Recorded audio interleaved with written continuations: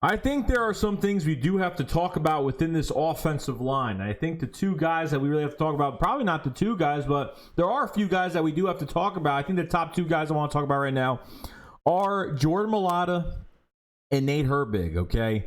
Jordan Mailata, a rugby player that we, a few years ago, we didn't know what we were expecting from this guy. Was a rugby player, never played football, and, has been on the fake injury reserve. Like, they didn't want to put him on practice squad because they did not want to lose him to any other teams. They didn't want to, make sure that no one picked him up. So Jordan Mailata with the injuries to Jason Peters, moving from right guard to left tackle. Not even only that, but stealing money from us, getting a bump up when he moved to left tackle.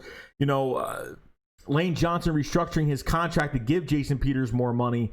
And Jordan Mailata, I think he only gave up like a hurry or maybe one pressure. I don't even know. It was, I think, a hurry, and that's really it. Jordan Mailata, 6'8", 350 pounds. If there is some way that this guy can use all of that into what he could do on the football field. Now, I think he definitely does have a test this week. You have Bud Dupree, you have TJ Watt, and those are guys that have become very good football players, okay? Pure great edge rushers. Jordan Mailata, there are times where his technique is off and is pretty bad, but because of how big he is, he moves his body in front of the defensive end and kind of relocates his hands. If he loses leverage, he relocates his hands, puts his big body in front, and kind of starts over again. So he's very good at relocating himself. And from one game so far, I think he's done a pretty good job. And I think you just need to put him in more games. Like when Jason Peters is on short-term IR right now, 3 weeks, I don't want Jason Peters back. I want Jason Peters as a swing guy just in case. And that's what I really wanted Jason Peters to be when the season started. I said I wanted Jason Peters to be a swing tackle. That's what I wanted. But, unfortunately, didn't want to play a right guard. Went up to Doug's office and said, I want to play left tackle. And they moved him to left tackle. Didn't say no to him, nothing. They let him play left tackle. Jordan Mailata, with his size and what he could do, he said, quote unquote, he does not want to fill someone else's boots. He wants to fill his own boots. He wants his own stamp. He wants to be his own player, his own person at left tackle. I think he plays better on the left side than the right side. And this is a Big V situation from 2017. Big V came into the fifth game of the Redskins when Jason Peters went down with a season-ending injury. And you really didn't have to look back at him after that game. Big V came into that game and with little to no experience. And look what he did. He gave up one sack the rest of the season. I think it was against the Panthers, and that was pretty much it. And the story was told. And he got a Super Bowl ring on his finger. Same situation with him now, that he could get a lot better. And the only way you're going to get better is not from these training camps, especially this training camp that we had that was totally just useless, obviously, from how we're playing right now. But I think finally there's going to be a little bit more motivation from Jordan Mailata right now. I think there's going to be a lot more motivation because this guy, he's prepared and he knows that this is his chance and he can grab it. Okay, so I need to see more weeks to go by. I need to see him healthy. I need to see him just ready to go. And I'm going to keep my eye on Jordan Mailata at left tackle this week. I think it's a very important week. Every week's going to be an important week. The games are not going to get easier. Need Carson Wentz's blind side to be protected. Jordan Mailata is probably that perfect guy right now because when Jason Peters was in that Bengals game, it was bad. He gave up at least, 2 or 3 pressure. I mean, it was bad. It was bad. Jason Peters had a really bad game. He looked slow. He looks old. He looks like he's declining, which we all pretty much knew that at 38 years old. So Jordan Mailata has a huge chance to get some good things done. Now, the next guy I want to talk about is Nate Herbig. Okay? Brandon Brooks goes down with injury. Matt Pryor can't get the job done on the left side. Nate Herbig comes in to start and does a really good job at right guard, especially during that Washington football game. He made some mental mistakes, and this guy hasn't really played many snaps. He made some mental errors. He had some mental blocking errors, blocked the wrong guy, But I think, obviously, with more time on his side, he's going to be a very good player. During that Bengals game, he was I think it was the Rams or the Bengals game, but he did good in both those games. He played at right guard for 2 games. He moved to left guard these past 2 times for the Bengals and the 49ers and played absolutely amazing. The more you know to a position, the more positions you play, the more value you have. And Nate Herbig has that value where, Isaac Seumalo is out right now. Brandon Brooks is out for the year with another Achilles. So Nate Herbig has a lot on his shoulders, but it seems like it's nothing to him right now. Nate Herbig is a swing guard. He can play both guard positions, and that's fantastic. I think during the Rams or the Bengals game, I forgot which game it was, he was the 8th or 9th highest graded guard playing for those 2 weeks. And that's amazing. That's amazing. You could have, guys, a brand new offensive line next year. If you want to get, I know, Lane Johnson will be here. He's still, relatively in his prime, still young, 28, 29 years old. Brandon Brooks, that's going to be a decision they're going to have to make.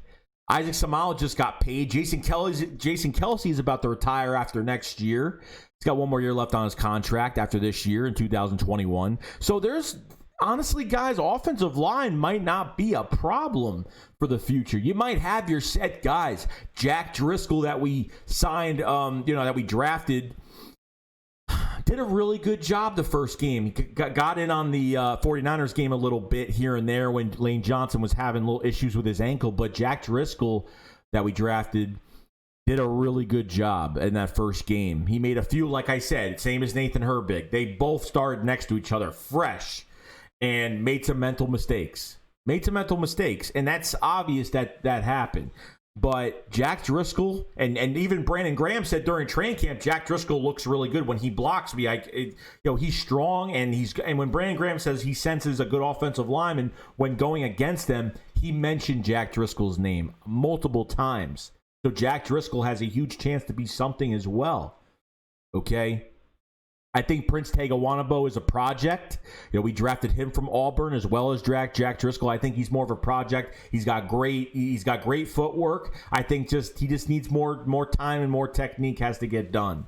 So he's another project that's on practice squad right now. You never know what can happen with him, but Nate Herbig, Jordan Mailata, and Jack Driscoll are gems for this offensive line. Now, Matt Pryor, on the other hand, he did have some issues in that 49ers game. He did have some pressures on him. He definitely plays better on the right side. We all know that. We tried putting him at left tackle, did not work. We tried putting him at left guard, didn't work. We tried moving him and just can't get it done. So the right side for Matt Pryor is the best, whether it's right guard, right tackle. And I think Nate Herbig, Jordan Mailata, and Jack Driscoll are probably better than him, to be honest with you. But if there is a bright spot, this is, I've named some bright spots on this team, like Darius Slay, like this defensive line has been getting healthier, and you can see that. I think the Eagles are leading the whole entire NFL with 17 sacks right now, which is kind of mind-boggling because you would never know that whatsoever. But these guys right here, I'm very happy with them, and guys, you might not have to pay. Depending on how the season goes, you might not have to pay Brandon Brooks. And you're going to say, Brandon Brooks is the best right guard in the league, blah, blah, blah. I understand that, but guys, money's an issue right now. This is why we're not going to have Zach Ertz. This is why players are going to get let go. This is why you got to build. And the issue with the Eagles since 2017, the development stage of young players has been god-awful. They had favoritism on veterans over young guys. They have no choice but to put young guys in games because of injuries. So they have no choice. And then once they do that, look what you have in front of you right now. Look at what you have. And it's amazing to say that I'm proud of some of these young guys that have stepped up. Jordan Mailata will not be pushed around. Nate Herbig, he is stout and gets his hands on. He had one-on-ones against Aaron Donald. There were some times they did double team him, obviously, but I saw plays where it was Nate Herbig was facing Aaron Donald, and Nate Herbig did not get moved 3 steps backwards. You know what I mean? There are times where he gives up a little bit of pressure, but he's dead on with the block. He's dead on staying in front of him and not losing his sight. So I'm proud of these offensive linemen. You could have a new offensive line for 2021. You really could, depending on what they want to do with Isaac Seumalo, depending on what they want to do with, with Brandon Brooks. Because I think Brandon Brooks is probably going to be the biggest question of that offensive line. Obviously, Jason Peters is going to be gone, but Brandon Brooks, 1 Achilles, 2 Achilles. What else is going to happen? I mean, I'm proud of Brandon Brooks because he works his tail off. Nothing puts him down. He was literally in a boot and working out in like 2 weeks after the injury. I mean, the guy, he got his first Achilles injury at the end of that during that Saints game in 2018, and he came back for the first game, and we thought that it would never happen. And look what happened. He came back.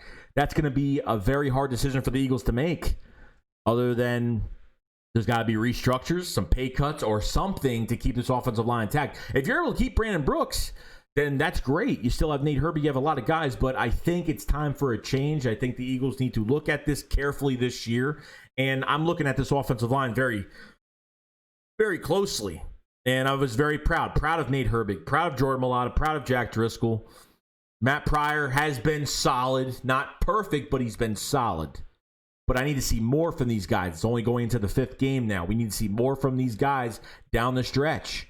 And if Jordan Mailata is finally getting his chance to be a left tackle, I think left tackle is the most important position for us right now, because Andre Dillard, I don't know if we could trust him. I don't know if that's going to be our left tackle. He seems like his body just can't handle the NFL. It just seems like he gets hurt every 2 seconds. I don't know. I don't know what to think of Andre Dillard anymore, because he was getting screwed up. He was getting blasted during this training camp, okay?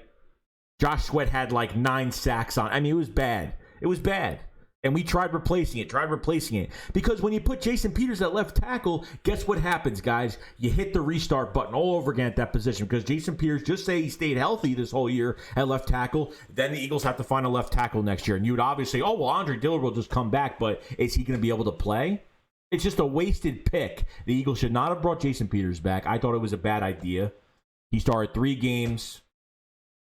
He played right tackle for 1 game, blew his confidence out.